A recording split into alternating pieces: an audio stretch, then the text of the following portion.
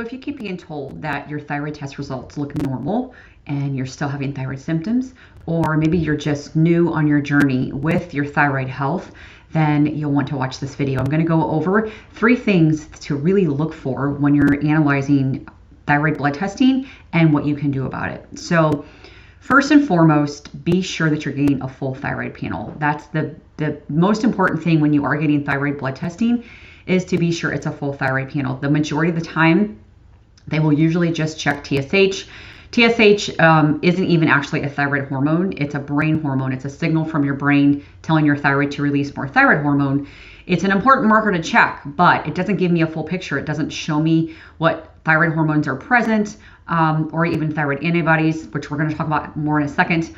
But be sure that you are getting TSH checked, free T3, free T4, reverse T3, as well as your thyroid antibodies. And your thyroid antibodies are going to be thyroid peroxidase and thyroid globulin. So it might look like TPO and TGAB. Those are the common abbreviations for that. So I also do have a guide on this. I have the link below here where you can grab my guide that goes over what you should have checked, why you should have them checked, and then even reference ranges. So the other factor to really look at when you are getting a thyroid panel and you're analyzing your results is I want to talk a little bit more about antibodies. So when you have thyroid antibodies present, that means that your own body is attacking your thyroid. It thinks that your thyroid is a foreign invader.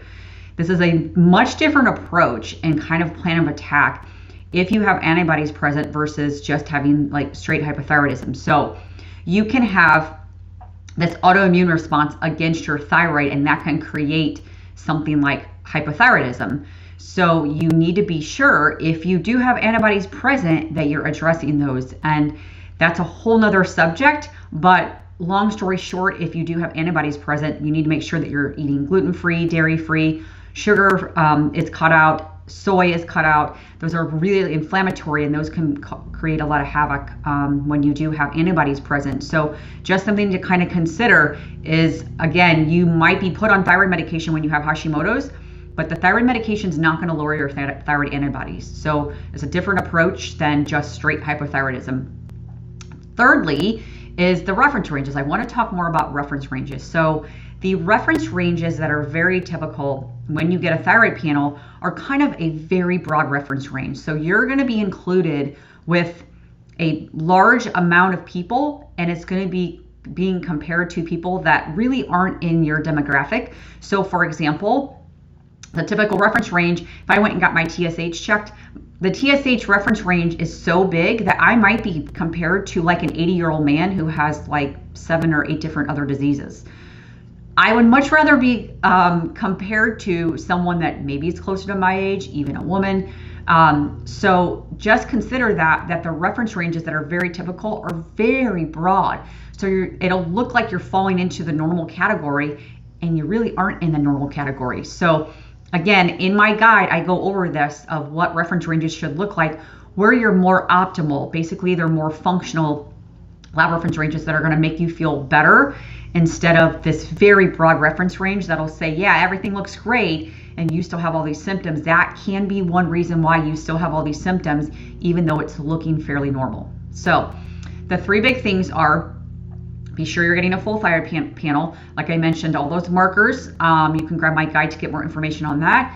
Be sure that you are assessing thyroid antibodies no matter what. We need to see those thyroid antibodies. And when you get your blood panel rechecked, always recheck the full panel. So you need to recheck your thyroid antibodies. Very different approach. If they pop up, you need to know if you have them, or if they're getting worse, or if they're getting better, because then you know what's working. And thirdly is the lab reference ranges. Grab my guide for that so you can see what's a better reference range. This is so important to know, because you can go to your doctor and say, hey, you're saying that my numbers look normal. I have all these symptoms. I actually am not normal when we look at these other reference ranges, the more optimal ones. So just keep those in mind. Let me know if you have questions. Again, the link is below where you can grab my guide. I hope this video helps you, and drop any questions below. Bye.